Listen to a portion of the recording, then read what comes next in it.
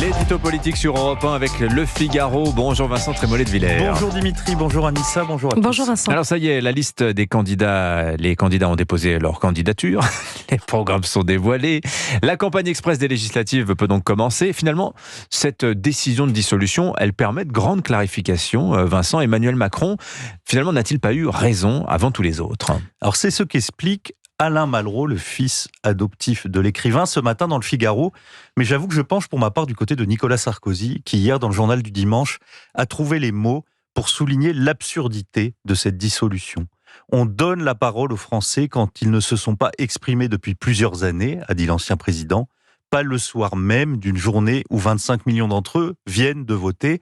Nicolas Sarkozy a raison, comme il a raison sur la crainte du chaos, ce chaos que nous sommes beaucoup à redouter, parce que l'on sait depuis longtemps l'espérance, que ce chaos est l'espérance secrète de Jean-Luc Mélenchon.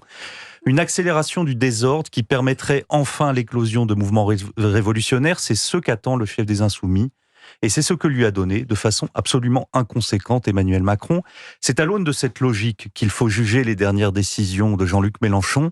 Dans son esprit, il est un peu le seigneur du chaos. Et sa devise pourrait être un chaos pour les gouverner tous. Pourtant, Jean-Luc Mélenchon se montre très calme ces jours-ci, presque paisible. Oui, c'est comme dans le conte de notre enfance quand le loup se déguise en grand-mère pour mieux dévorer le chaperon.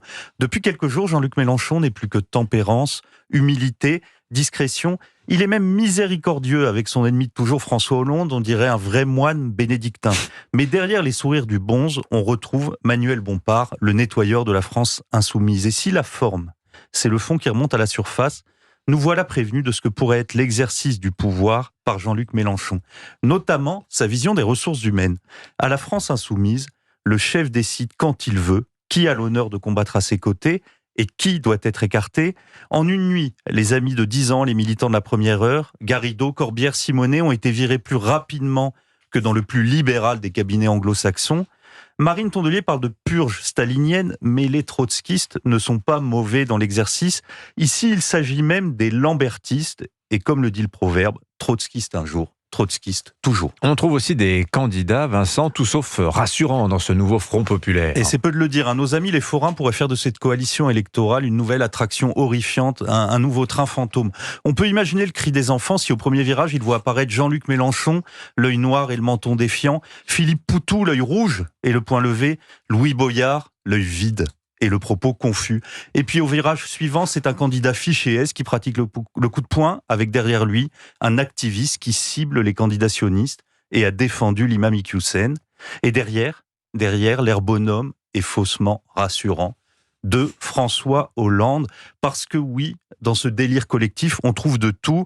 Kylian Mbappé en grande conscience de la République et l'ancien président socialiste, celui qui a nommé Emmanuel Macron à Bercy en membre actif de la révolution chavésienne.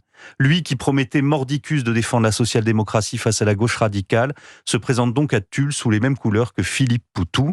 À la différence de ces deux anciens premiers ministres Bernard Cazeneuve et Manuel Valls qui n'ont pas eu de mots assez durs pour cette coalition, François Hollande garde les yeux grands fermés sur la dérive honteuse du bloc de gauche.